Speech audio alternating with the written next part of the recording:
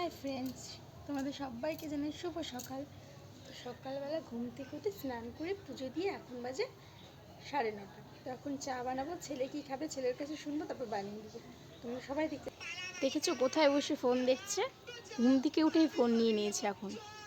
এখন বাজে 9:25 আর এখনও ঘুম থেকে উঠলো, তাও ডেকে তুলেছি তারপরেই উঠেছে। আর তো ছেলে বললো ডিম টোস্ট খাবে, তো এখন ডিম টোস্ট বানিয়ে নিই বন্ধুরা, তারপরে তোমাদের সামনে আবার আসছি। তো বানিয়ে নিয়েছি, এখন আমরা সবাই মিলে খেয়ে নেব। Hello guys, welcome to my mini blogs. তোমরা সবাই কেমন আছো? আশা করছি সবাই ভালো আছে। তো আমিও ভালো আছি। আজকে আমার দীপ্ত বাবা তার প্রথম আসে তার বাড়িতে। ও মামার বাড়ি ছিল, মামার বাড়ি থেকে আজকে প্রথম আসবে বাড়িতে। তো আমরা সবাই মিলে ছোট্ট মোটো সাজিয়েছি। তোমরা জানিও কমেন্টে প্লিজ কেমন হয়েছে সাজানোটা। তো ওরা দুজন সাজাচ্ছে, দেখো